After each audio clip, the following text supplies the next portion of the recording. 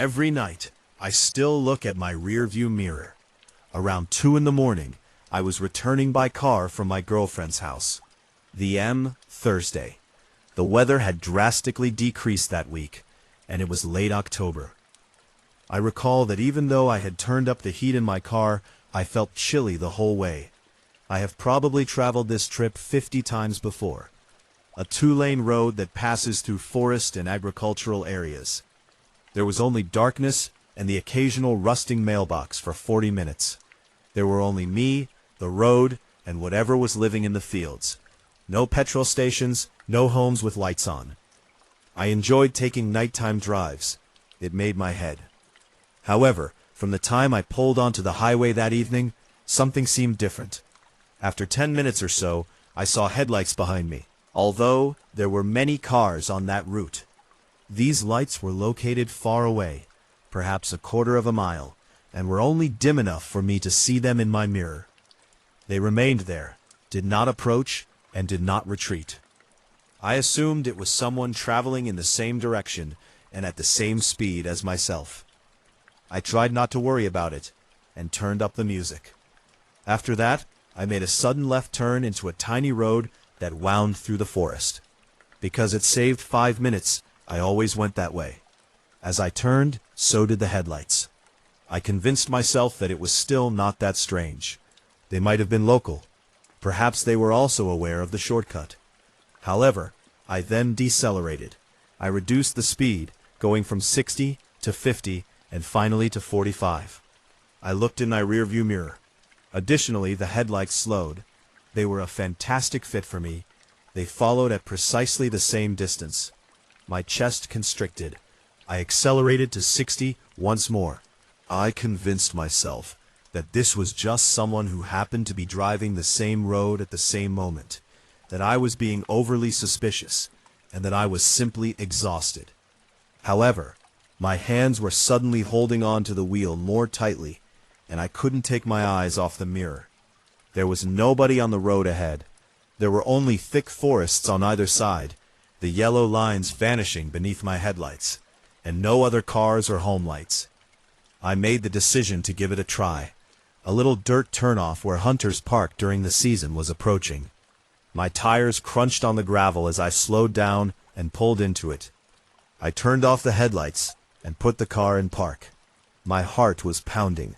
I kept an eye on the road. At the edge of the turnoff, perhaps 30 feet from my car, the headlights approached, halted, and then stopped. They did nothing but sit and do nothing. The 2 blazing circles of light that were pointing directly at me through the darkness were all that I could see of the car. I took a seat, frozen. The windscreen became clouded by my breath. I had no idea what to do. I would be exposed if I were to escape. I was stuck if I stayed. The headlights went out after what seemed like an eternity. Total darkness. I was unable to see anything. Nothing, not even a car's shape or motion. Only the gentle buzz of my engine and the sound of my own breathing. With trembling hands, I scrambled for my phone. I considered calling my brother, my girlfriend, or anyone else. But what could I possibly say? That a car stopped close to me? That I was afraid of headlights? Then I heard it. An automobile door opens, just a gentle click of a lock, followed by the creak of hinges, not a slam. I didn't hold off. I put my car in reverse, depressed the accelerator, and wheeled back onto the road. My tires made a shriek. I neglected to look in the mirror. I simply drove. I traveled about 2 miles before I looked up. Once more, headlights were behind me. The same pace and distance. My stomach fell. I depressed the pedal. 70, 75, and 80. I didn't care that the car rattled on the small road and that I could hardly see the twists ahead. All I had to do was leave. The headlamps continued to move. Then they suddenly vanished. I kept looking in the mirror. Nothing. Just a deserted road. With my palms sticky with perspiration and my entire body shaking, I slowed down. I continued to inspect and drive. The remainder of the journey was quiet. When I eventually arrived at my apartment building, I sat in the car and stared at the parking lot for 10 minutes with the doors shut. I saw no one, heard nothing. I didn't sleep, went inside, and secured every lock. I went to my car the following morning to get something I had left in the back seat. I noticed it at that point. Tucked behind my windscreen wiper was a folded piece of paper. Before I eventually picked it up, I stood there looking at it for a long time. Once more, my hands were trembling. I took my time unfolding it. It was an old, faded receipt from a petrol station some 15 miles away from my home. I could see the time, even if the date was blurred. 2:14 a.m., the M, only a few minutes after I had left my girlfriend's house that same evening. 4 words were written in blue pen on the back. You frequently drive this route. I never went down that path again. After 3 months, I moved. I have no idea who was operating that vehicle. How they got that receipt on my windscreen is beyond me. After I drove off, I never stopped. I'm not sure if they followed me back to my house. However, I occasionally notice a car in my rearview mirror late at night, and it is always the same distance away. And I wonder whether they're still out there observing, waiting, and taking notes. Brake, brake. I ought to have continued driving. Now I am aware of that. I was returning home from a wedding 3 hours away on a Sunday night in early March. I lingered later than I should have, assisting with cleanup and bidding farewell to relatives I hadn't seen in a long time. It was after midnight when I started driving. The road was almost deserted, only semi-trucks in the other direction, on occasion. Their headlights briefly illuminated the darkness before going out. With my windows open and the chilly air keeping me vigilant, I was moving quickly. The fog then began to roll in. It happened quickly. The road was clear 1 second, and then I could hardly see 20 feet in front of me. My headlights seemed to be engulfed by a dense gray mist. I leaned forward in my seat, as if it would somehow improve my vision, as I slowed down to 40, then 35. I became aware that I was running on fumes at that point. I had been foolish enough to believe I could make it home, even though the petrol light had been on for the last 10 miles. I realized that I had pushed my luck too far as I crawled through fog in the midst of nowhere. Just in time, I noticed the rest stop sign, one of those ancient, worn markers that are partially obscured by overgrown trees. With my tires humming on the uneven surface, I headed off. The rest station consisted of a gravel parking lot, a few picnic tables, and a cinder brick restroom structure. The fog was battled by a single wavering streetlight. At first, I didn't see any other automobiles, which I didn't mind. All I had to do was use the loo, stretch my legs, and hope I had enough petrol to get to the next town. I killed the engine after parking close to the restrooms. I was instantly struck by the silence. There was only the tick of the cooling engine and my own breathing. No breeze, no road sounds. I saw another automobile parked at the far end of the lot as soon as I got outside. Windows, a dark sedan, colored, sitting in the shadows where the street light fell short. I was unable to determine whether anyone was inside. My footsteps crunched on the gravel as I made my way to the men's restroom. The interior was precisely what you would expect, and the door was substantial. Fluorescent light flickering, cracked tiling, and an industrial cleaner odor that hardly covered up something worse. A shattered door hung crookedly on its hinges in one of the stalls. The water ran rust brown for a few seconds before clarifying when I used the urinal to wash my hands. I froze when I glanced up at the mirror. It had writing on it. Using a finger in the condensation that covered the glass, the fresh writing was still a little damp. 3 phrases. Take a look behind you. I whirled around. There was nobody in the lavatory. Just the entrance I had entered, the leaky tap, and the damaged stall. My heart was racing. It was an old joke, I told myself. A joke made by a child, It must have been. I quickly left after drying my hands. The fog had thickened outside. From 15 feet away, I could hardly see my car. There was still the dark sedan. However, I could now see a person occupying the driver's seat. Just a shadow, motionless, sitting in the shadows with its back to me. Fumbling for my keys, I picked up my pace. I got into my car, turned on the engine, and locked the doors. My headlights swept over the parking lot as I put it in reverse. The headlights of the vehicle came on. In the fog, bright and blinding. I put the car in drive and made my way out. I watched the vehicle drive out of its space in my rearview mirror, trailing me slowly in the direction of the exit ramp. My mouth became parched. They were simply leaving too, I reminded myself, that this was just a coincidence. However, they merged just behind me when I turned back onto the highway. In the dense fog, I maintained a constant speed of 40 miles per hour. The vehicle followed me at precisely the same speed as me. Not close enough to see any details, but close enough to see the general shape of the driver's head. I attempted to slow down to 30. They decelerated. I pushed my luck in the fog and accelerated to 50 miles per hour. They accelerated. I still had my petrol light on. Even though I was now running on vapors, I was unable to halt. Not with them directly behind me. I needed to get to the next town, where there were lights, people, and assistance. Then I noticed something on the shoulder in front of me, with my headlights. An automobile came to a stop at a strange angle. Someone was standing next to it, waving their arms at me, and there were hazards on, foot up. I believe it was instinctive for me to slow down. However, I noticed the vehicle accelerating in my rearview mirror. They were rapidly drawing nearer. I drove past the stuck car by applying the gas. I saw the person's face in that instant. A man, perhaps 40 years old, had his mouth open and his eyes wide, as if he were yelling. However, I continued. Neither did the car stop. They also went straight by him.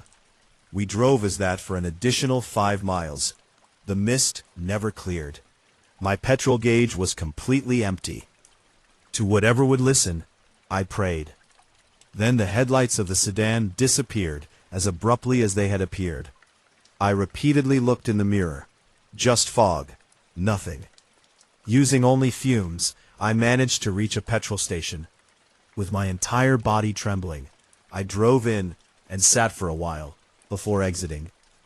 When I paid for petrol in advance, the attendant inside was watching TV and hardly looked up. As I filled the tank, I kept looking out over the parking lot, the road, and the darkness outside the station lights. Nobody, no dark sedan following. I went inside to have a cup of coffee to help me relax. The attendant eventually turned to face me at that point and said, "You all right? You look like you've seen a ghost." "Just tired," I replied. He returned to his TV after nodding. My stomach fell when he said, "You hear about that guy they found tonight?" Almost as an afterthought. "Which guy?" "A man. About 20 meters back, they discovered him on the highway. Claimed he was assaulted and stopped on the shoulder. Someone halted, pretended to assist him. Then he gestured incoherently. Really screwed up. All night long, highway patrols have been searching for witnesses. The others ceased. The man flailing his arms, the automobile stuck. I was unable to talk. After paying for my coffee, I departed. That night has been on my mind 1,000 times since. About the man I drove past on the shoulder, about the words on the mirror, and about the vehicle that followed me. However, this is the part that keeps me awake at night. I received a text from an unknown number when I checked my phone after returning home. I hadn't heard it, but it must have come through when I was driving. Only 2 words. I'm grateful. I used the same exit that I had used 100 times in the past, but nothing seemed right this time. On a Tuesday evening in late September, I was returning by car from my sister's house. It was almost 11 o'clock at night, and I was attempting to arrive on time because I had work the following morning. It was an easy route. After an hour or so of driving straight down the highway, I exited and drove 10 minutes through well-known streets to my apartment. I could almost perform this drive with my eyes closed, because I had done it so many times.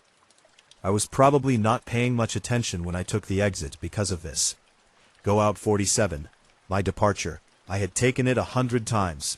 However, I felt uneasy as soon as I turned off the ramp. The road had a new appearance. Some of the streetlights were entirely out, and they were spaced widely apart. The trees on either side appeared darker and thicker.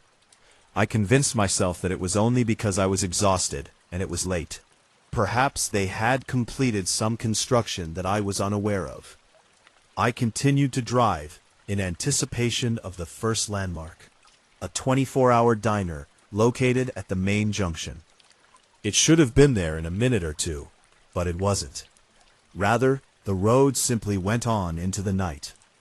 Broken windows and vacant shop fronts, a boarded-up petrol station, no vehicles, and no lights in any of the structures. With a knot in my stomach, I slowed down. This was incorrect. I didn't choose this path. I looked at my phone, but there was no signal, not a single pub. I considered going back to the freeway, but I decided that I had simply missed a turn. I might have taken a different street after losing my train of thought. I made the decision to continue till I came across anything familiar. Another quarter-mile later, the residences began. Little, dilapidated houses back from the road.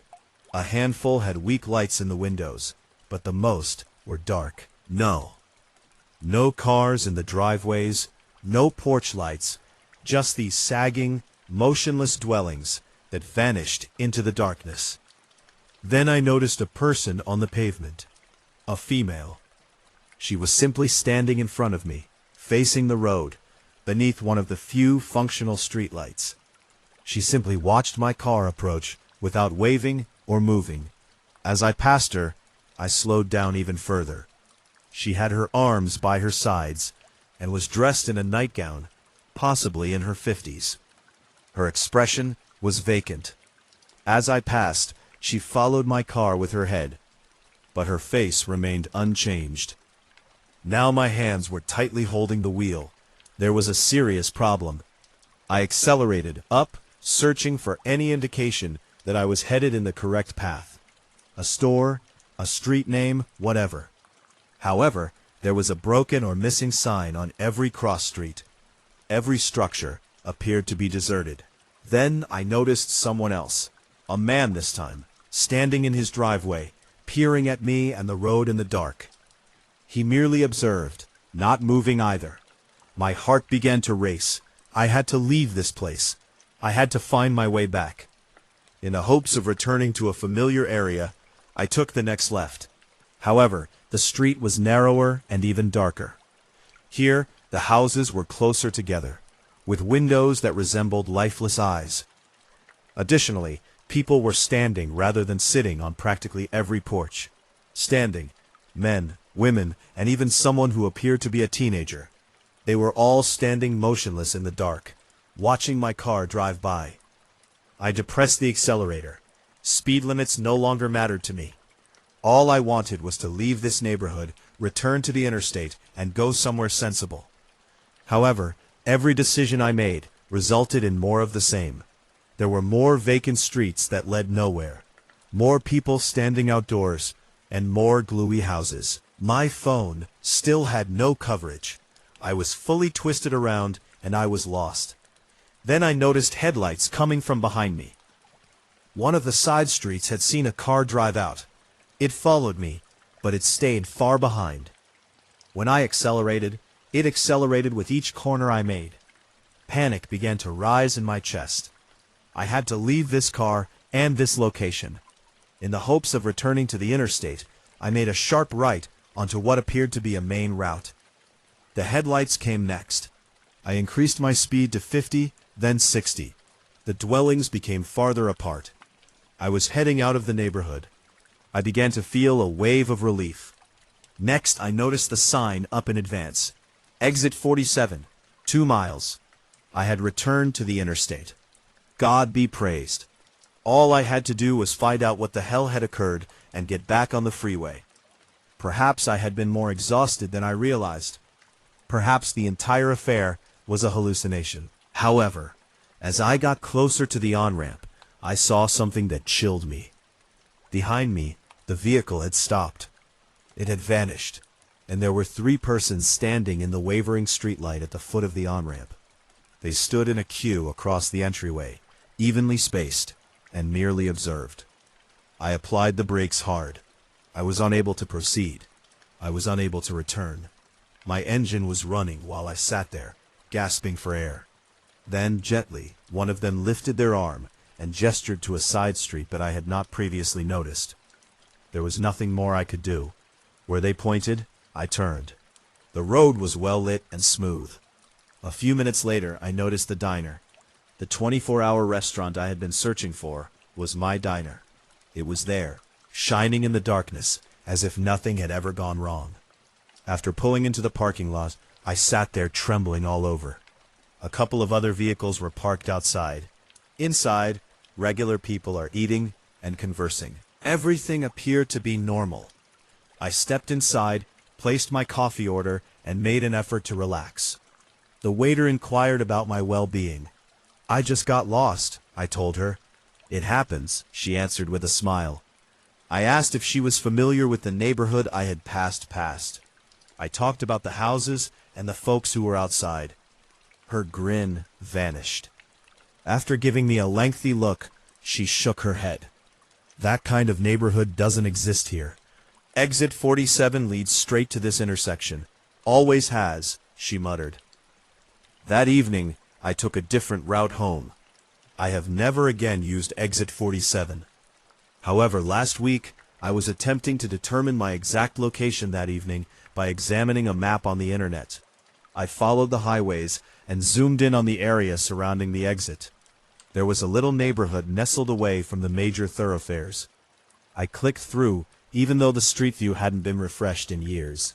You could practically drive down those neighborhoods and see someone waiting in front of the camera in nearly every picture, on nearly every porch. It wasn't until I was 20 meters down the highway that I noticed her. I was returning home from a late shift at the hospital, where I work as a nurse, on a Friday night in November. At 11 p.m., my shift was over, although I had spent an additional hour doing papers.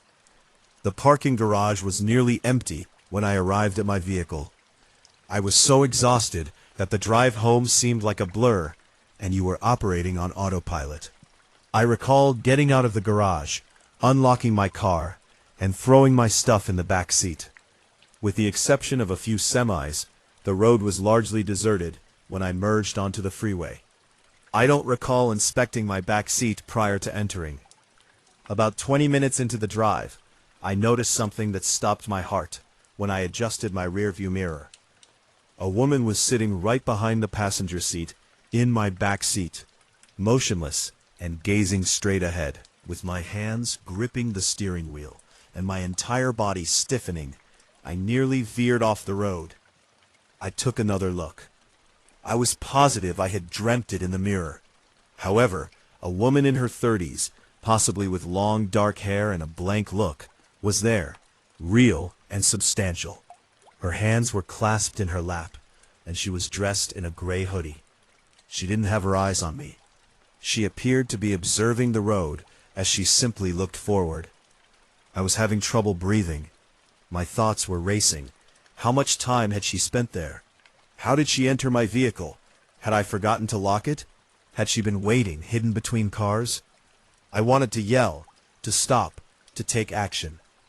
However, the closest exit was miles away, and I was traveling at 70 miles per hour in the middle lane of the highway. I managed to say, "Get out." My voice was hardly audible. She remained silent, didn't blink at all. "Get out of my car," I yelled, my voice trembling. She sat like a statue and said nothing. I glanced at the approaching signs. It was 3 miles to the next exit. I could make it. All I needed to do was maintain my composure, off the highway, and pull over somewhere public, like a petrol station, where there were lights and people. Sweat had made my palms slippery on the steering wheel. I continued looking at her in the mirror. She still hadn't moved, or given me a glance. She appeared to be in a trance of some sort. Then she said something. She said in a flat, quiet voice that sounded like she was reading from a screenplay, "You need to take the next exit." "What?" I said, my voice breaking. "The subsequent exit. Accept it. I'm not, I promise. You're getting out when I pull over. I'm making a police call." "Take the next exit," she said again, avoiding eye contact with me. "It's crucial." My eyes were stinging with tears. This was illogical. Ahead, the exit sign materialized. County Road 48, exit 15. I was aware of that exit. It led to a rural road that was primarily made up of farmland with very few buildings.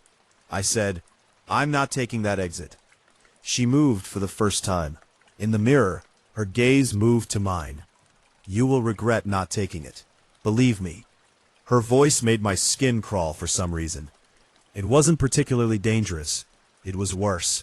She seemed to know something that I didn't. I was getting close to the door. I had a few seconds to make up my mind. My gut prompted me to continue driving in order to reach a public area and obtain assistance. I hesitated, though, because of the way she stated it and the utter certainty in her voice. I went out the door. I was dumped onto a dark two-lane road after the ramp turned off the highway.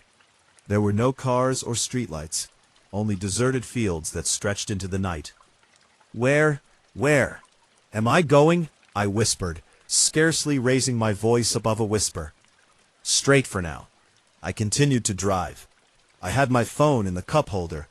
I considered reaching for it and attempting to call 911 while operating a vehicle, but I was too terrified to remove my hands from the wheel.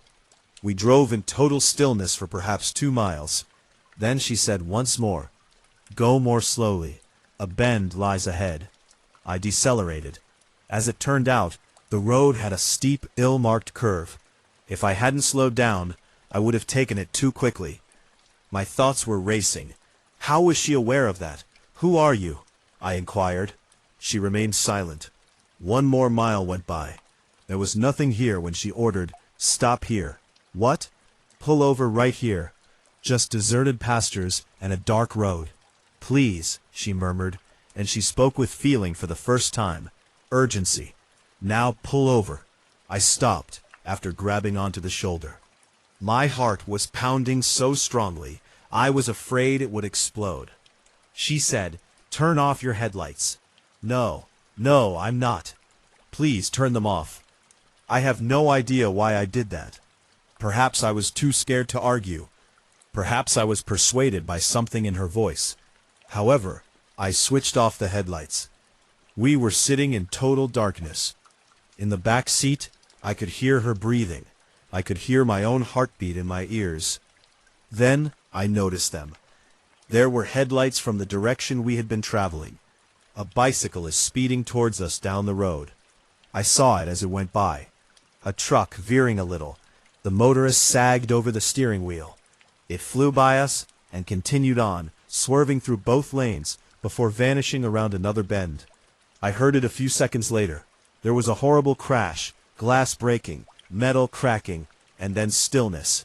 I sat still, peering into the darkness ahead, while holding on to the steering wheel. "Now you can switch your lights back on," she muttered.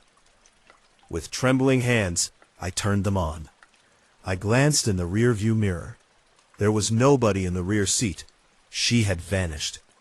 It was probably only a few minutes, but it felt like an hour as I sat there.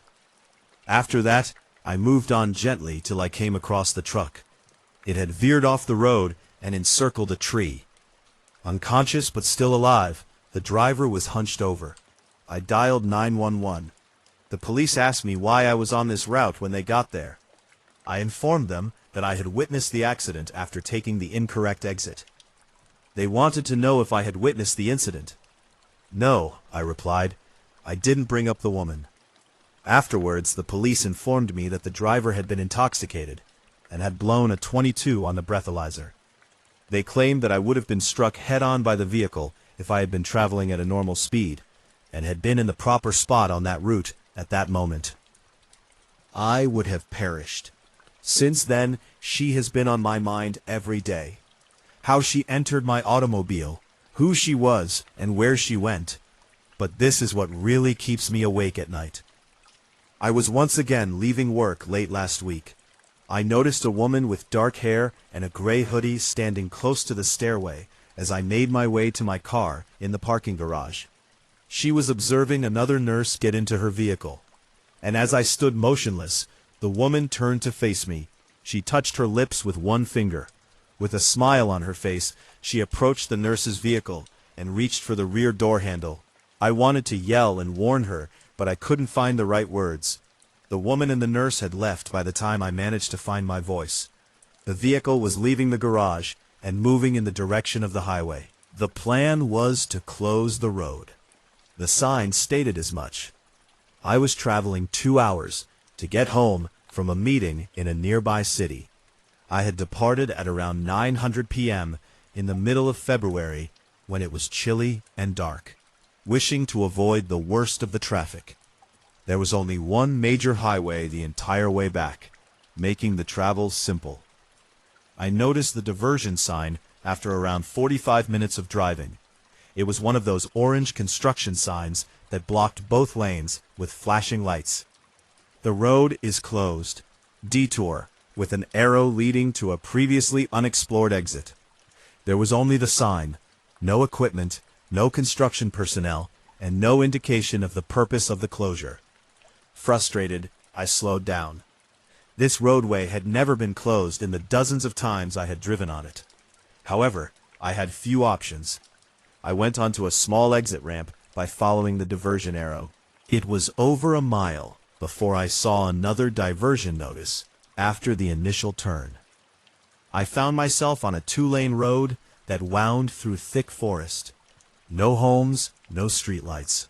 My GPS continued to attempt to guide me back to the highway, even though it indicated that I was still traveling roughly in the correct direction.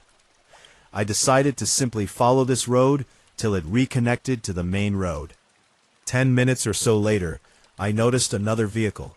Its warning lights were glowing, while it was parked on the shoulder in front. I noticed a person standing at the driver's side door as I approached, a man waving a torch at me while wearing a luminous safety vest. As I got closer, I rolled down my window and slowed down. He said, "Road's washed out about a mile ahead. You will come to a dead end if you don't take the next left." I answered, "Okay, thanks," but something didn't feel right. He appeared sufficiently formal with the torch and vest, but there was only his car, no signage and no work truck in the area. I continued driving in search of the left turn he had indicated. As it turned out, there was a small road that led through the trees. I accepted it. There was hardly enough room for 2 automobiles to travel on this much narrower route. My windows were scratched by tree branches. All I could see with my high beams was an interminable jungle on each side. I looked at my GPS once again. My route's blue line was vanished. All that was visible on the screen was gray. No markers, no roads. Looking for the signal that blinked in the corner. My chest constricted. By now I ought to be on the freeway. I ought to have noticed anything. I then noticed a different diversion sign. I was told to turn right by this one. I tightened my grip on the wheel as I made the turn. The road deteriorated. The pavement is rougher and has more potholes. Since the man wearing the safety vest, I hadn't seen another vehicle. I became aware of something in my rearview mirror at that point. Lights on the head. It was a long time ago, but it was there. I continued to drive while keeping an eye on the headlights. They remained behind, keeping the same distance, neither falling behind nor gaining. There was another diversion notice, pointing to the left. I accepted it. It was also taken by the headlights. My heart began to race. I accelerated, reaching 50 miles per hour on the small road. My speed was matched by the headlights. There was another diversion sign directing right at the crossroads I reached. However, I also noticed something different this time. Overgrowth partially obscured a modest, weathered street sign. Even though I couldn't read it all, I managed to get the final word. road. I disregarded the diversion sign and continued straight on. After the detour, the headlights behind me turned right. I felt a wave of relief. I had made the proper decision. I could see lights in the distance as the road ahead began to slightly broaden. Civilization. However, I soon noticed another vehicle approaching me. It was going slowly. As it approached, I saw that it was the same kind of vehicle that had previously been parked on the shoulder. The same dark sedan.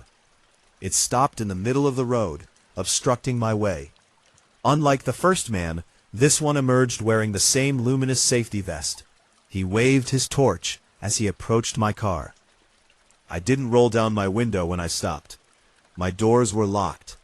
He approached my driver's side and gave the glass a tap.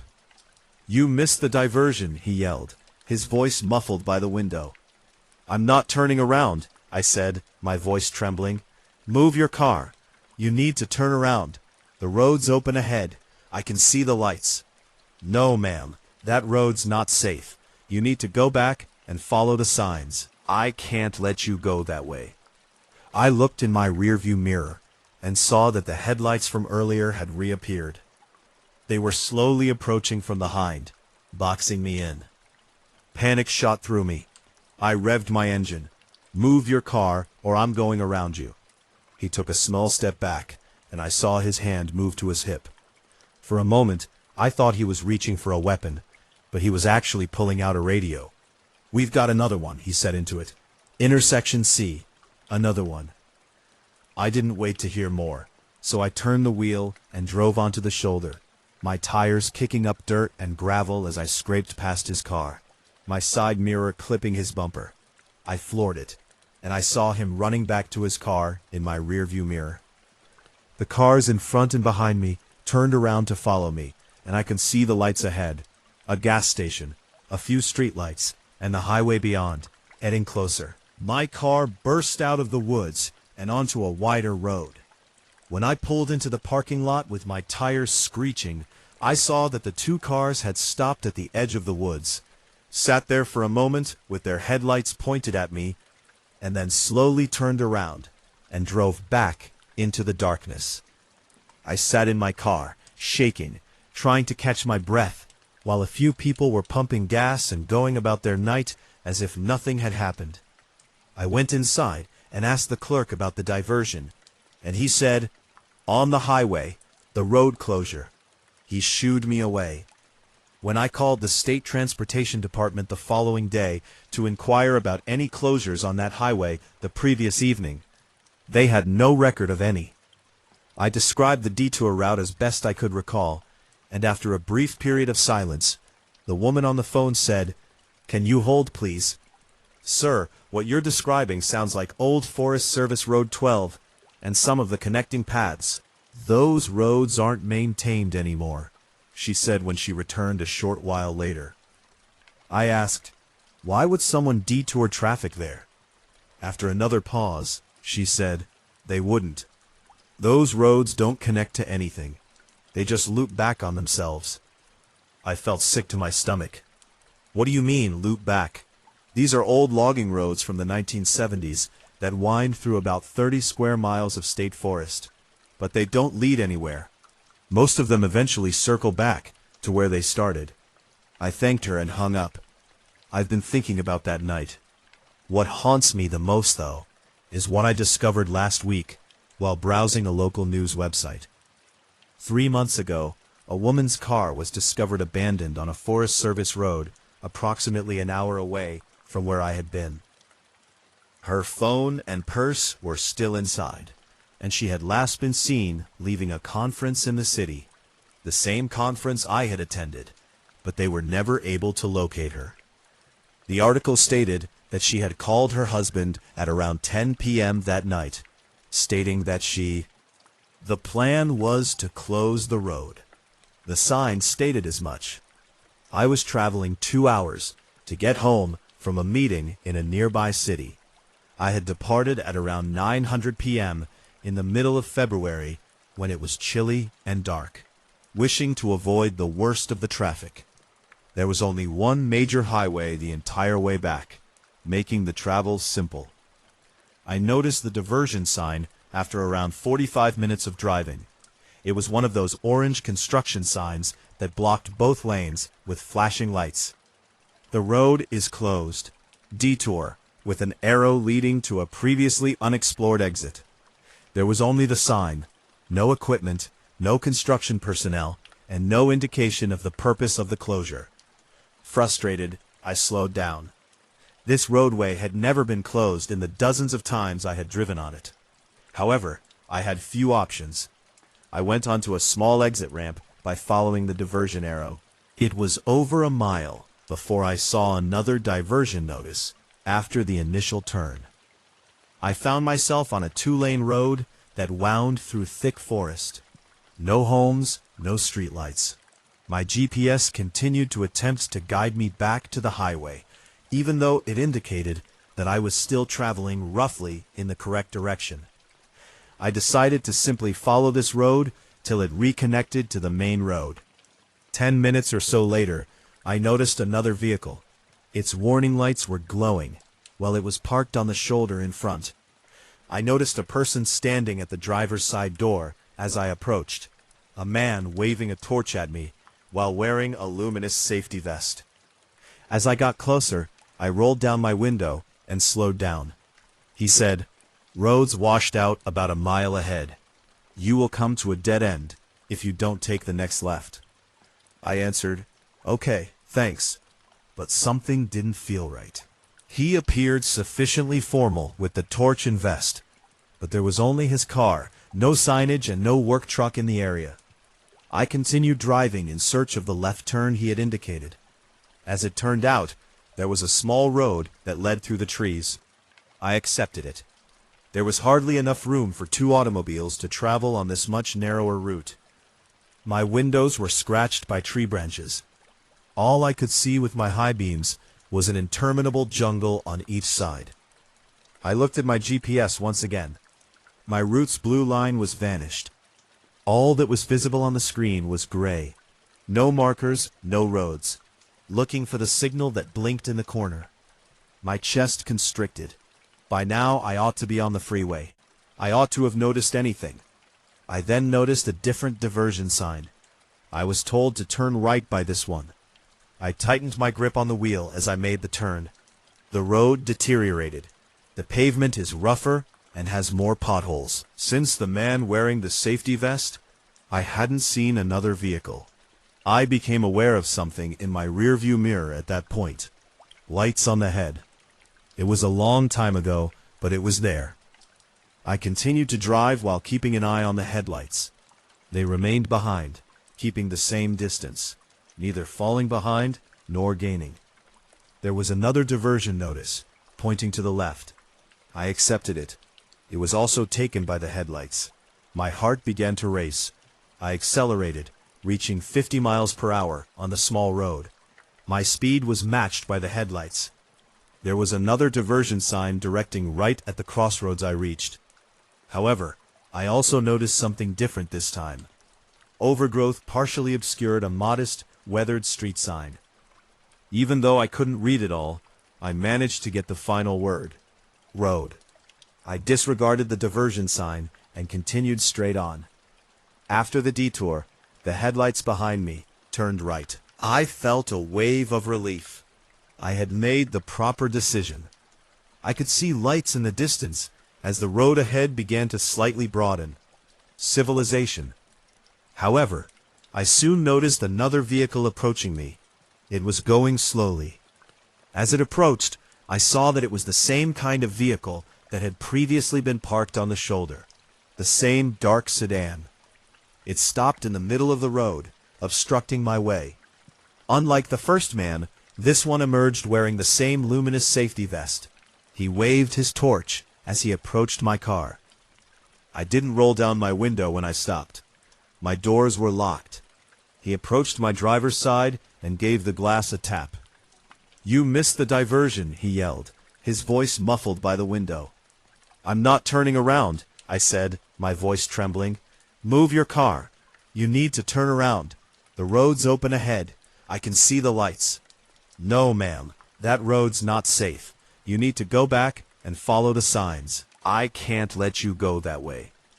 I looked in my rearview mirror and saw that the headlights from earlier had reappeared. They were slowly approaching from behind, boxing me in. Panic shot through me. I revved my engine. Move your car or I'm going around you. He took a small step back, and I saw his hand move to his hip. For a moment, I thought he was reaching for a weapon, but he was actually pulling out a radio. We've got another one, he said into it. Intersection C. Another one. I didn't wait to hear more, so I turned the wheel and drove onto the shoulder, my tires kicking up dirt and gravel as I scraped past his car, my side mirror clipping his bumper. I floored it, and I saw him running back to his car in my rearview mirror. The cars in front and behind me turned around to follow me, and I could see the lights ahead, a gas station, a few streetlights, and the highway beyond, heading closer. My car burst out of the woods and onto a wider road. When I pulled into the parking lot with my tires screeching, I saw that the two cars had stopped at the edge of the woods, sat there for a moment with their headlights pointed at me, and then slowly turned around and drove back into the darkness. I sat in my car, shaking, trying to catch my breath, while a few people were pumping gas and going about their night as if nothing had happened. I went inside and asked the clerk about the diversion, and he said, "On the highway, the road closure." He shooed me away. When I called the State Transportation Department the following day to inquire about any closures on that highway the previous evening, they had no record of any. I described the detour route as best I could recall, and after a brief period of silence, the woman on the phone said, "Can you hold, please?"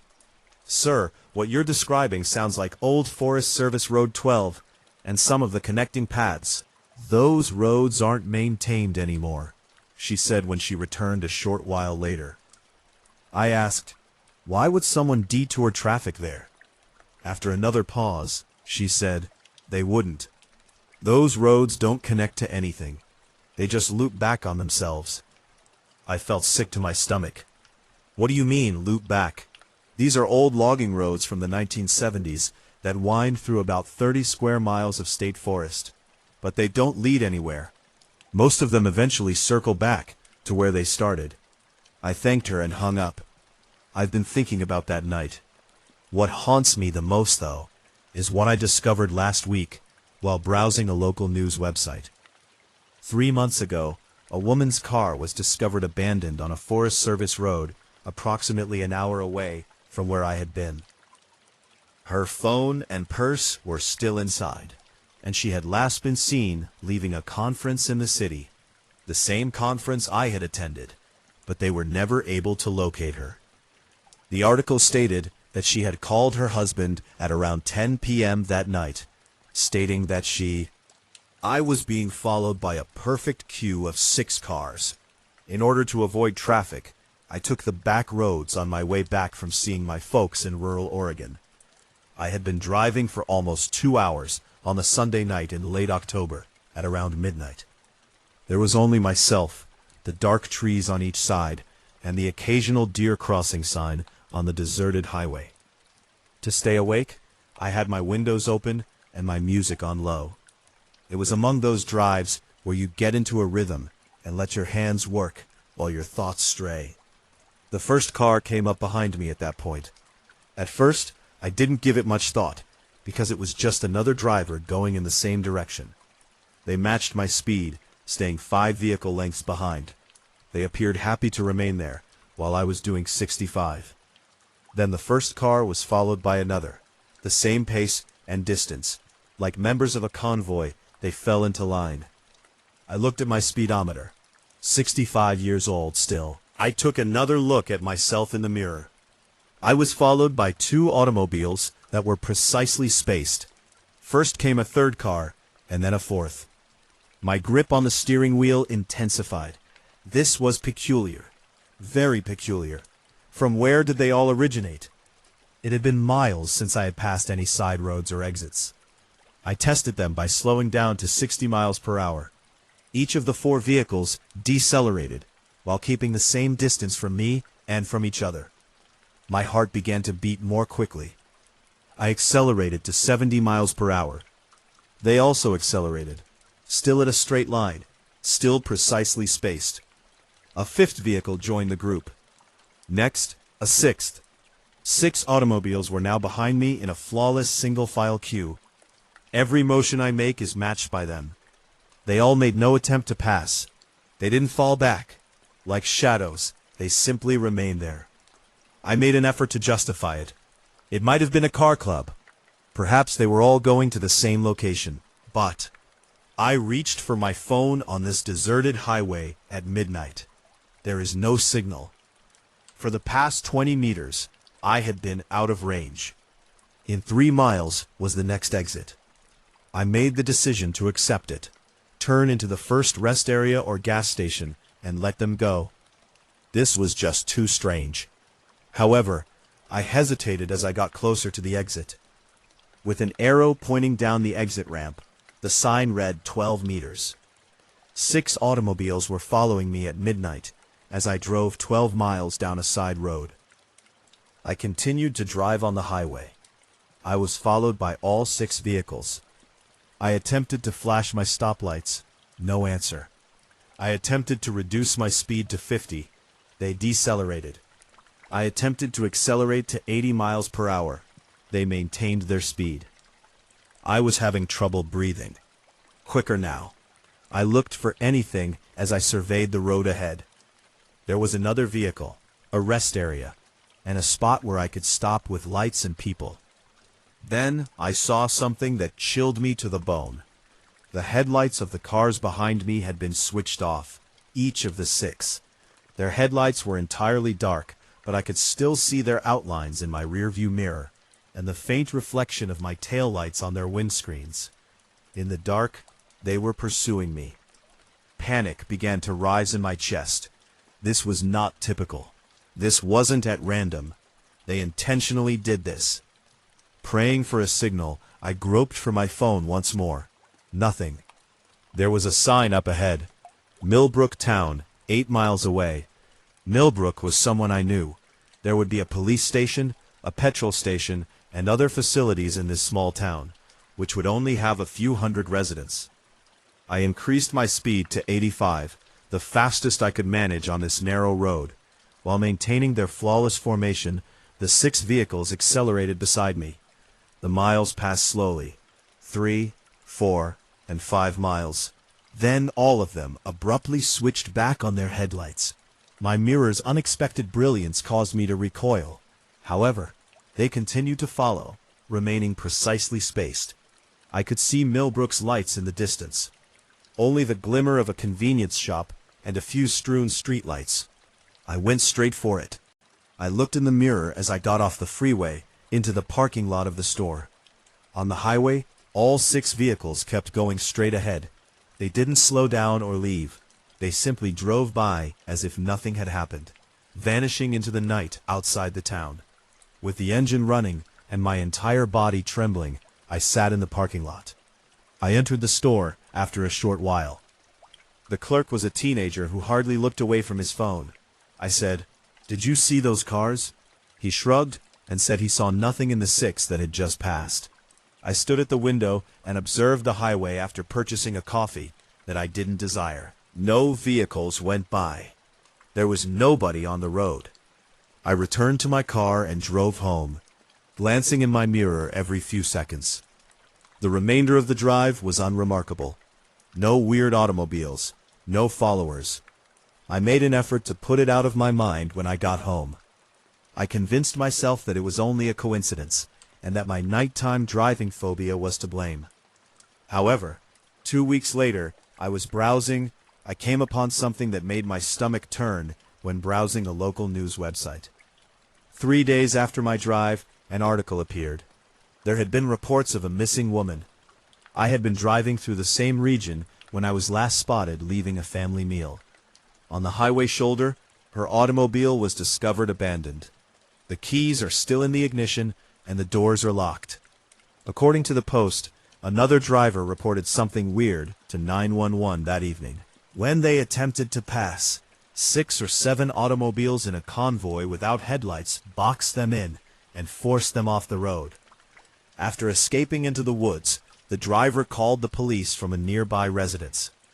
When the cops got there, they noticed several cars, new tire tracks, and evidence of a struggle close to the location where the woman's car was eventually found. The woman was never located. With shaking hands, I read the article 3 times. I scrolled to the comments section after that. I was drawn to one anonymous comment. On Highway 26, I witnessed the same event last month. I was followed for miles by 6 automobiles without lights. They continued after I pulled off at Millbrook. Police told me there was no trend when I reported it.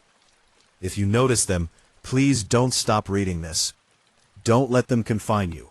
Arrive in a town and remain there till dawn. That comment received 17 responses.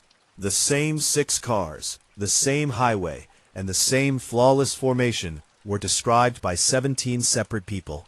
4 days have passed since the last comment. They're still out there. Now there are 9 vehicles. Last night I saw them close to mile marker 127. They are growing in size. Since then, I haven't driven on that roadway. Even though it takes an extra hour to get there, I now take the interstate. However, my brother gave me a call last week. Late at night he had been driving home. Different state, different highway. He stated it was the strangest thing that had happened. There were around 8 or 9 people following me, vehicles all in a straight line. When I stopped, they simply drove by after following me for over 30 meters. What roadway? I asked him. He informed me. I did some research on it. It's a path that leads to the highway I was traveling on. It generates a loop if you follow it all the way through. I'm beginning to question the current number of automobiles, and I wonder who or what they are searching for. After my car was broken into, I installed the dash cam. I regret looking at the video. In the last 3 months, my car has been broken into twice, both times in the parking lot of my apartment. Only little coins and an old gym bag were taken. Nothing significant. However, it was plenty for me to become suspicious. I then purchased a dash cam, one of those models that records continually when the car is parked and is activated by motion. On a Tuesday, I installed it without giving it any thought.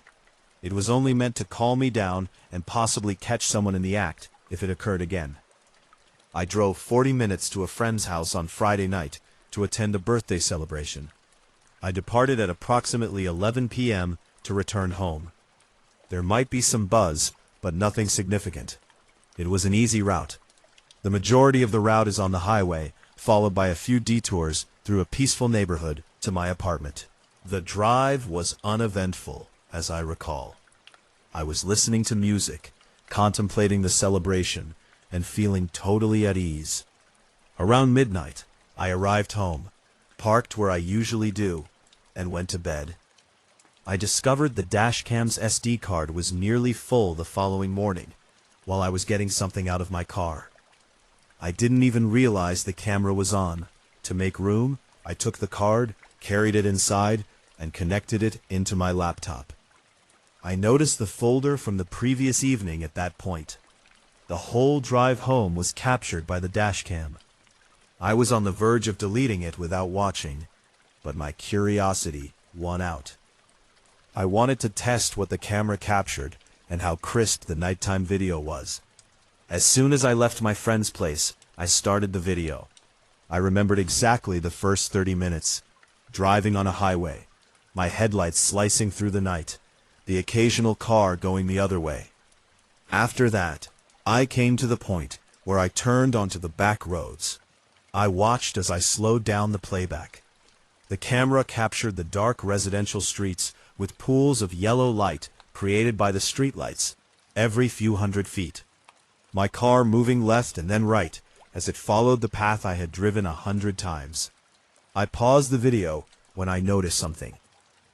There was a car parked on the side of the road in the frame, just visible in the shadows between 2 streetlights. An all-black SUV. Nothing, not even internal lights or headlights. I didn't recall seeing that vehicle.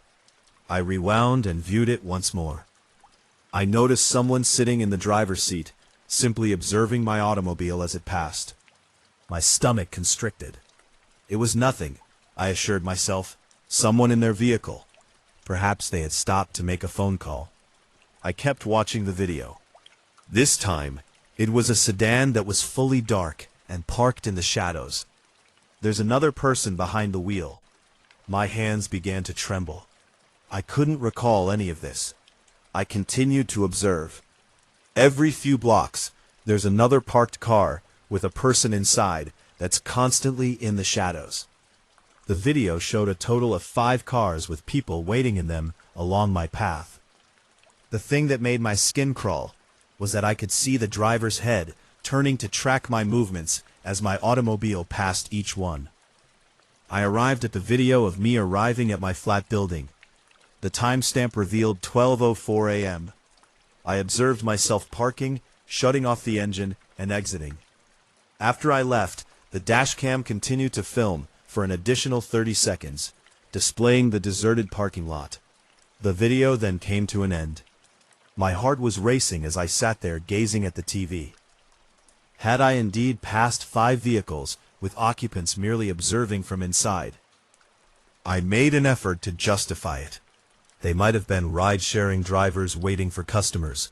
Perhaps they were residents of those streets. Perhaps it was entirely harmless. However, 5 dark automobiles were parked precisely where I went. I gave my friend whose party I had attended a call. "Hey, weird question," I said. I wasn't really paying attention when she said, "Did you see any cars parked on your street when I left last night?" Why? I had no idea how to explain without coming out as suspicious. For no reason. Never mind. I made an effort to ignore it. I tried not to think about the video while I went about my weekend and ran errands. However, I had to drive to the grocery shop on Sunday night. It was approximately 1:00 p.m. The M and I followed the same path through the same neighborhood. I kept an eye out for shadows, parked automobiles, and anything out of the ordinary. I failed to notice any. As usual, the streets were deserted. I felt foolish for being so suspicious. I watched the dashcam tape when I got home to show myself that I was exaggerating.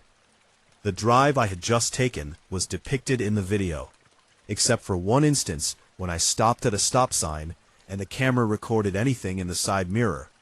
The streets were empty and nothing out of the ordinary. A automobile pulled out of a driveway 2 blocks behind me. The same dark SUV from last Friday. Before it turned off onto another street, I observed it follow me at a distance for 3 streets. My mouth became parched. I played the video again. While driving, I hadn't noticed that car. I had been searching, but I had not seen it. On Friday night, I watched the video from my drive home once more, focusing on new aspects. Halfway through my drive, I briefly caught a glimpse of another car's headlights in my rearview mirror. After about 20 seconds, they turned down a side street. Parked farther down the road was the same vehicle I had observed before. They had not been holding out. They had been pursuing. After following me for a few blocks, each automobile stopped, switched off its lights, and let the next one take over. They had been moving around, keeping out of sight, and making sure I was never aware that I was being followed. The following day, I reported it to the police, brought my laptop, and showed them the video. The officer observed everything, made notes, and inquired as to whether I had been intimidated or if anything had been stolen. "No," I replied. He nodded slowly and said, "But they were following me. Look at the pattern."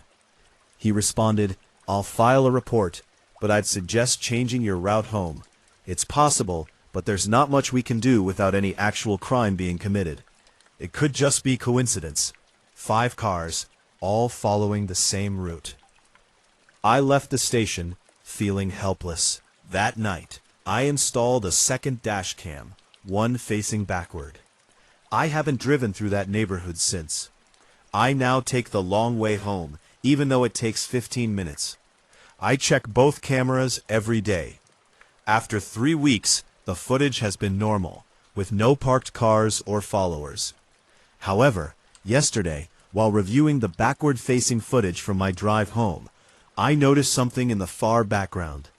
It was so far back that it was nearly invisible. When I went outside to my car this morning, I noticed something hidden beneath the windscreen wiper. A small business card that was blank except for a handwritten note that said, "We've been trying to reach you about your car's extended warranty." But on the back, in a different handwriting, were nice cameras. "We have them." I zoomed in on the frame, trying to make out any details. It was the same dark SUV. Additionally, on the third day of my cross-country drive from California to North Carolina for a new job, the sign began to appear at mile marker 83. I should have turned around.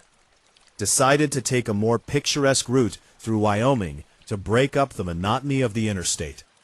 At around 9:00 p.m., I merged onto Highway 191, a two-lane road that cut through absolutely nothing. The GPS said it would save me about an hour, and I was tired of sitting in the car, so I figured a change of scenery would help.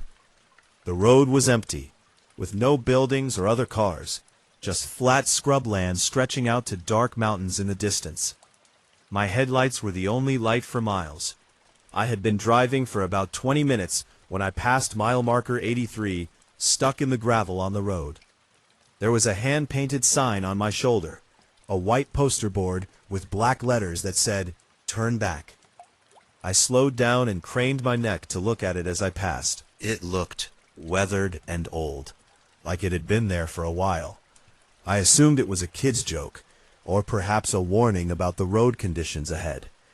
I continued driving until I came to mile marker 87, where there was another sign that said, "Seriously, turn back."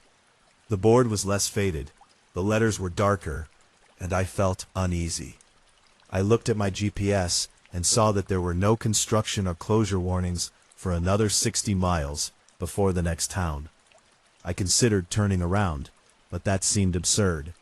They were just signs, probably left over from an event or put up by locals as a joke. Mile marker 91, this is your last warning. My hands tightened on the wheel as I saw 3 more signs, each more insistent. The logical part of my brain told me to ignore them and continue driving, but my gut told me otherwise, so I slowed down to 40 miles per hour, my eyes scanning the darkness. Mile marker 95. I pulled over onto the shoulder and stopped, my engine idling, and sat there for a full minute, staring at the empty road ahead and then at the empty road behind me. This was crazy. I was getting scared by homemade signs on a lonely highway. I grabbed my phone to see if there was any information about this road online, but there was no signal. Naturally, I put the car in drive and continued forward, because I'd come this far, and turning back would take hours. Furthermore, I told myself that if there was actual danger, there would be official warnings, police barriers, or something more than handmade poster board signs. The road remained straight and empty for the next 10 miles, and I began to relax, feeling foolish for allowing some random signs to affect me. My thoughts returned to the job that was waiting for me, the apartment I had rented, sight unseen, and the new beginning I was driving towards, until I came to mile marker 106, where an old pickup truck sat waiting. The hairs on the back of my neck stood up as my headlights swept over the truck, and I saw another sign propped against the tailgate. "You should have listened." This sign was different from the others. The handwriting was shakier and more urgent, and the truck was just sitting there in the dark. I hit the gas and sped past the truck, and when I looked in my rearview mirror, I saw the headlights turn on. The truck pulled onto the road behind me, matching my speed of about 100 yards behind me. I tried to convince myself that it was just someone else using the road. But the signs, the timing, the way they'd been waiting there, the lights off in the middle of nowhere, and the truck stayed behind me, never getting closer, never falling back, just maintaining that same distance like it was hurting me forward. My mind raced through possibilities, wondering if this was some sort of robbery setup, if they were forcing me towards an ambush. and whether I should try to outrun them because my sedan couldn't outpace a truck on a straight highway. Then I saw something that made my blood run cold. A van was parked sideways across both lanes, so I slammed on my brakes and skidded to a stop about 50 feet away. The truck behind me stopped too, boxing me in. For a long moment, nothing happened, and I sat there with my engine running, staring at the van. No one got out, no movement, and my hands were slick with sweat on the steering wheel. Then the van's headlights came on, blinding me with high beams that pointed directly at me. I was completely exposed, lit up like I was on stage, stuck between two cars in the middle of nowhere, and no one knew I was on this road or that I had chosen this route over the interstate. I considered backing up and trying to ram past the truck behind me, but it was bigger and heavier, and I would probably just disable my own car and be stuck here on foot. Then I heard a tapping sound, and I jerked my head to the right to see a middle-aged man in a flannel shirt standing there and making a rolling motion with his hand, signaling me to lower the passenger window. I cracked the window an inch and whispered, "What's going on?" Every fiber of my being yelled no, but he didn't look menacing. He looked frightened, exhausted, and almost worried. "You need to turn around," he stated in an anxious but non-aggressive tone. "Back up right now. Turn around. Return the way you came." "What's going on?" "There isn't time for an explanation. You must immediately depart." "Did you put those signs up?" He looked at the truck behind me, then back at the van. "We all did, really. For months, we've been attempting to warn people, but the majority don't pay attention. Most continue to drive." Then he shook his head and stopped himself. "What then?" I made a demand. He turned to face me, and I could see his face well through the glaring headlights of the van. He appeared worn out, frightened, and haunted. "Do you recognize the place 160 miles ahead on your GPS?" I gave a nod. "It is no longer in existence. Not how the maps seem to display. 3 years ago, something occurred there. They said it was a chemical spill. However, that is not the entire tale. The roadway was kept open on the maps, claiming it was passable, but they evacuated everyone, blocked off the routes, and advised people to stay away from the area. I don't know why. A few individuals began to disappear." He interrupted me. "At night, people drive through. On the highway, their vehicles would be discovered abandoned, approximately at mile marker 130. There are no indications of struggle, not a single body. Just cars that are empty but still have engines. The ignition's keys. Phones were abandoned as if the drivers had just disappeared in the middle of the road." My mouth became parched. "You're implying that I'm stating that there's a problem with that particular section of road. Whatever it is, it has become worse. The state lacks the funds to enforce the exclusion zone. They simply stopped warning people and patrolling it. The towns on either side are where we reside. We've lost loved ones, friends, and casual acquaintances. Thus we erected the signage. Before they go too far, we strive to stop them. Why not just permanently stop the road? We make an effort. Any obstacles we erect are taken down by the state. Claims that we are obstructing a public roadway. Claims there is no proof of a threat." His voice broke. "They are unconcerned. Or perhaps they are concerned. That's even worse." The headlight on the van abruptly went out. I could make out its outline in the dark as it moved away from the road. The man quickly said, "Go. Don't give up while you can. Don't turn around. And please, don't tell anyone that we stopped you. This is not where we should be." It wasn't necessary to tell me twice.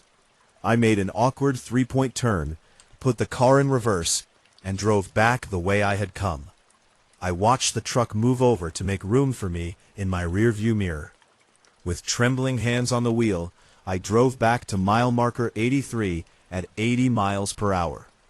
I returned to the interstate at the intersection where I had left into this route, and I continued driving until I came to a motel in the next big town. I attempted to research the town, the man had stated. I came across old papers regarding a 3-year-old chemical plant catastrophe, evacuations, and cleanup operations, but nothing about anyone going missing. Just bureaucratic jargon about containment zones and environmental remediation. Nothing about the route being hazardous. The following morning, I reported what had occurred to the highway patrol. After listening courteously, the dispatcher informed me that Highway 191 was open and secure for travel. In that area, there had been no reports of missing people. The chemical disaster was contained years ago, but the man continued, "Sir, we receive calls about that stretch of road occasionally. Locals like to tell stories, rural legends. You know how it is. But I can assure you, the highway is perfectly safe." Unconvinced, I thanked her and hung up. Instead, I chose the lengthy route through Colorado, which increased my travel time by 6 hours. I saw a familiar face 2 weeks ago while looking through a missing persons database for something work-related. The person who had knocked on my window was the one wearing the flannel shirt. 4 years prior, he had been reported missing, last seen traveling through Wyoming on Highway 191.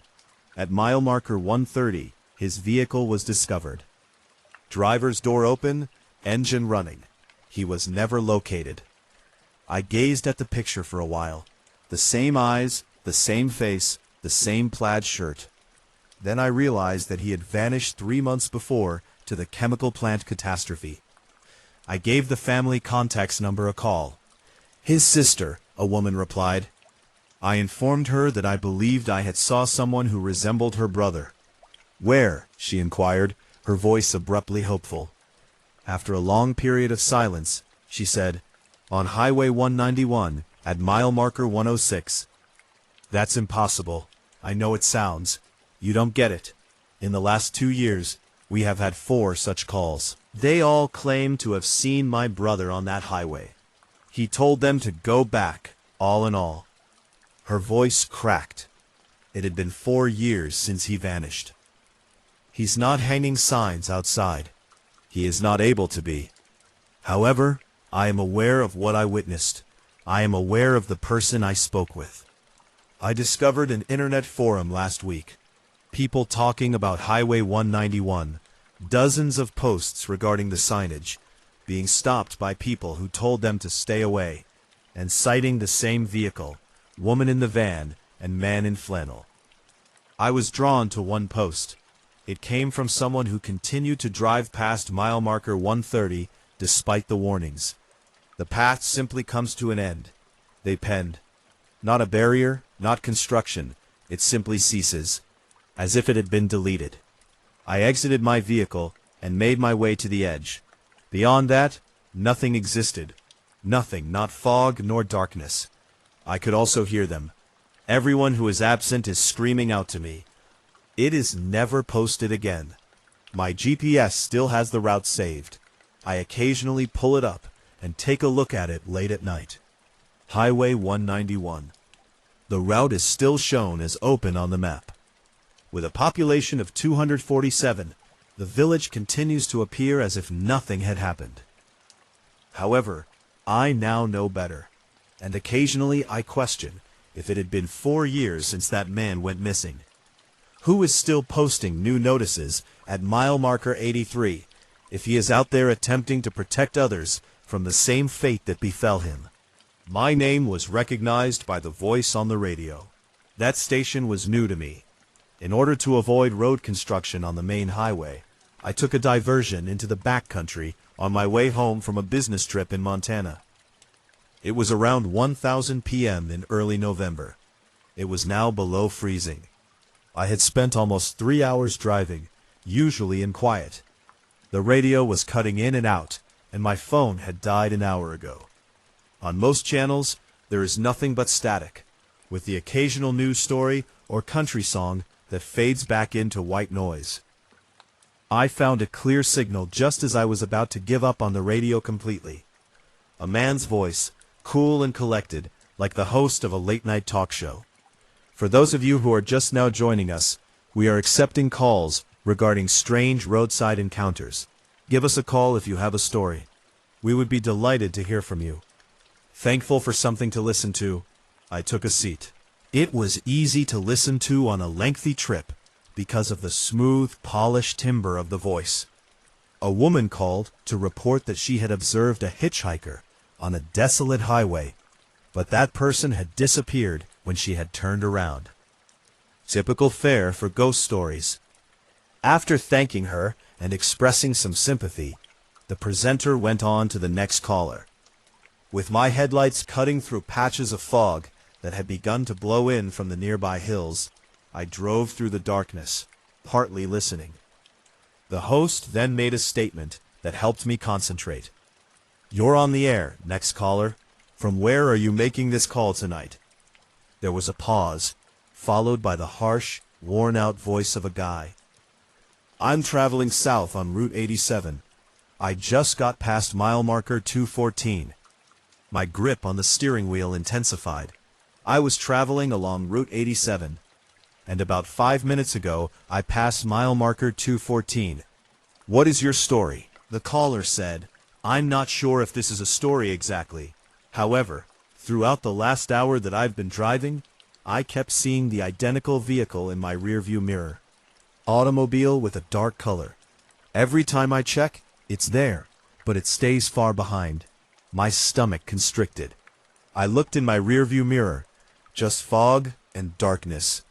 The host speculated that it might be another traveler going in the same route. Yes, perhaps. However, I've accelerated, decelerated, and even stopped once. As soon as I'm back on the road, it appears once more. The same distance back. After thanking the caller and telling them that it was simply a coincidence, the presenter moved on. I, with my nerves on edge, turned down the radio a little. How likely was it that someone else was on the same road and making a call to the same station at the same time? A woman was the following caller. "I'm traveling north on Route 87. I just wanted to let you know that after listening to these calls, I believe the man who just called ought to stop in a public area and stop driving. That sounds abnormal." After thanking her, the host answered another call. "Yes, like the first individual, I'm traveling south on Route 872. About 10 minutes earlier, I noticed a dark vehicle. Without lights, they pulled over on the shoulder. Made me feel uneasy. I felt compelled to bring it up. Now, my heart was racing."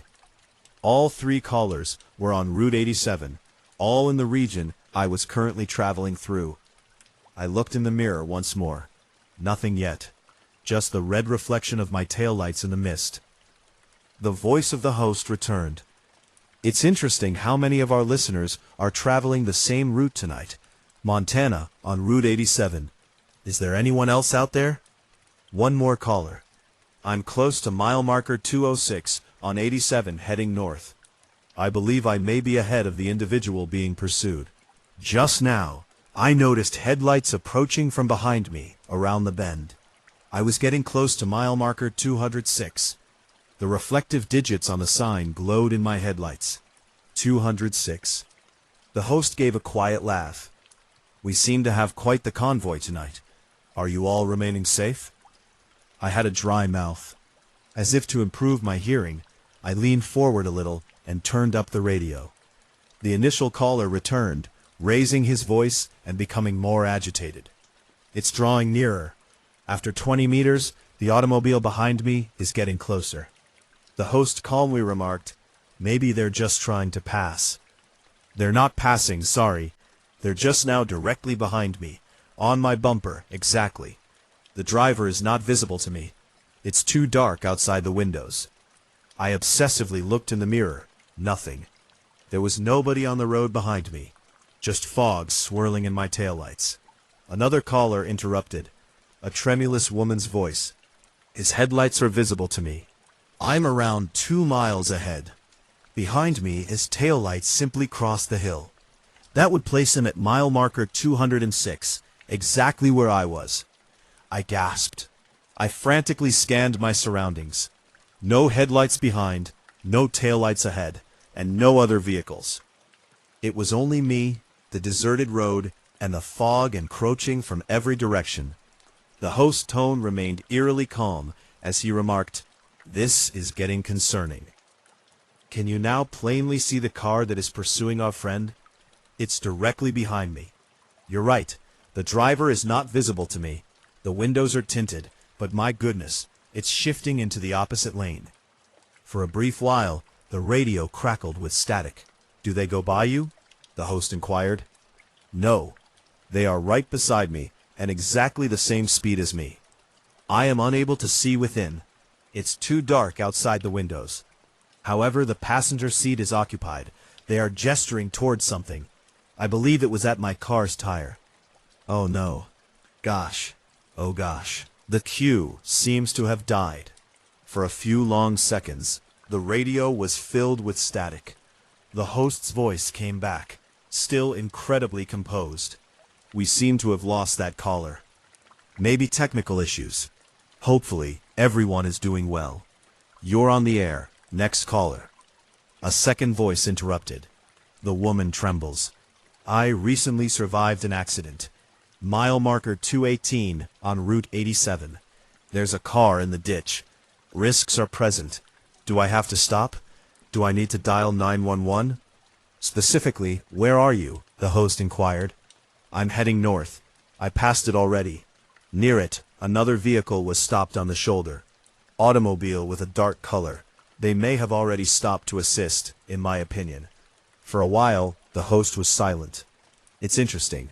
Are there any other listeners nearby who could attest to this? I was 5 kilometers away from marker 218. According to my speedometer, I was traveling at 65 miles per hour.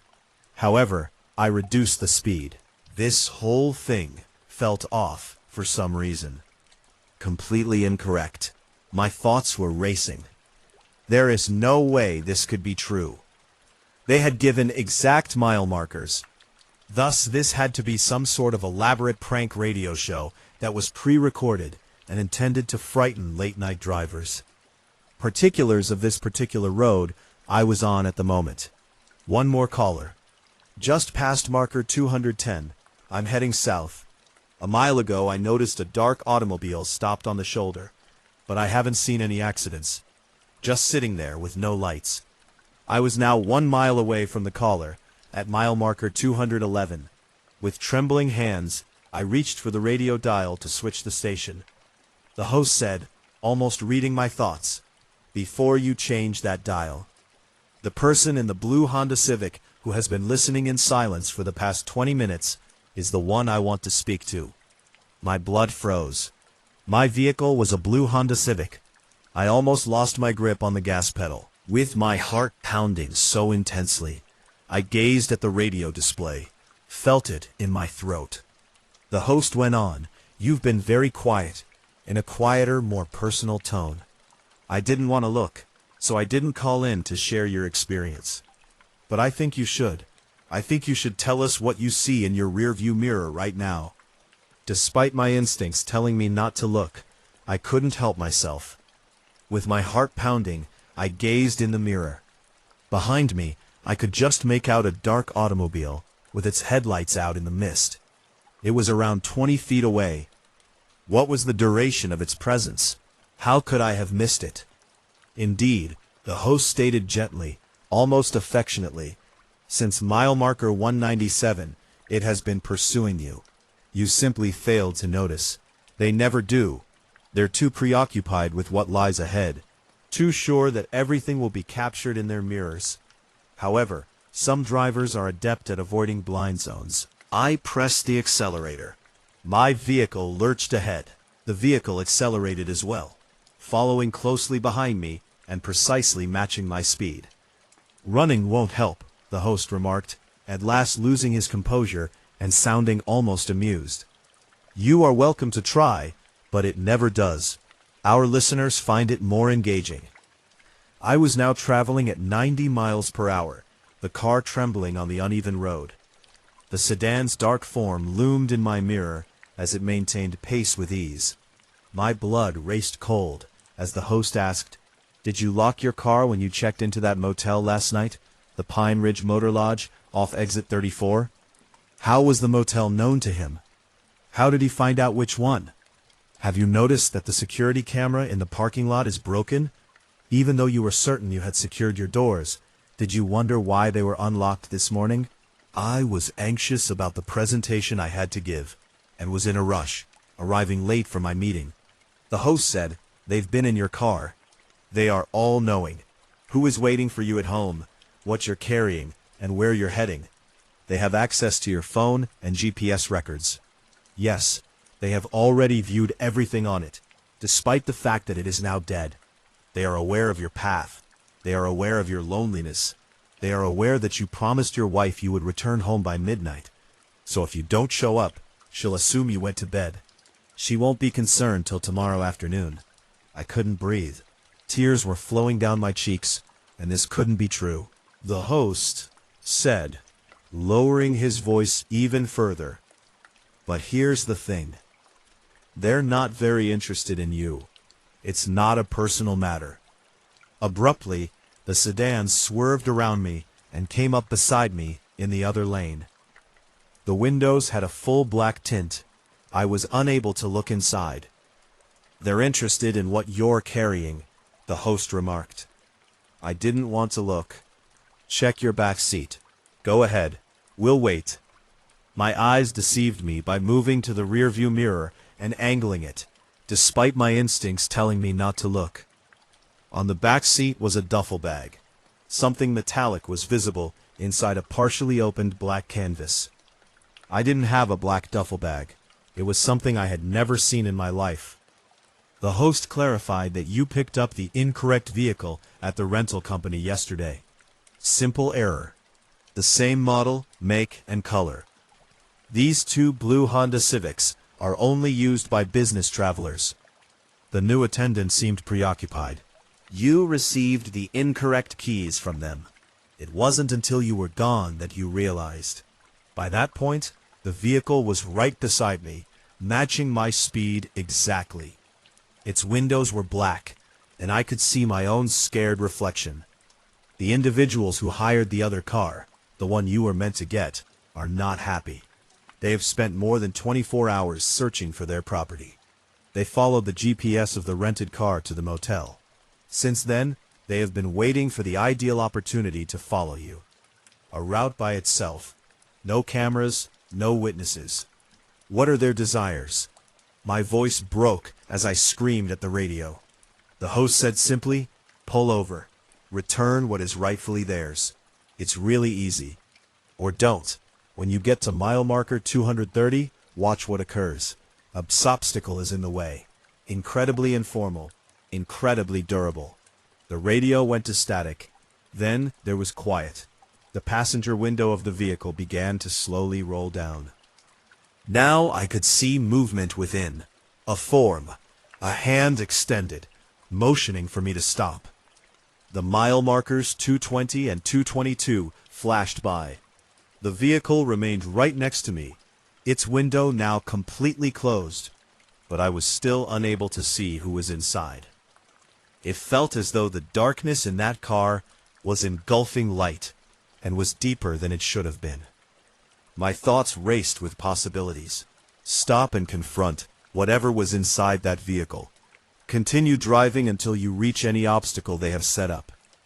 Even though I knew my rental vehicle couldn't keep up with them, I tried to outrun them. Then I noticed lights in front of me. A petrol station, illuminated by fluorescent lights like a lighthouse in the night. I didn't consider it.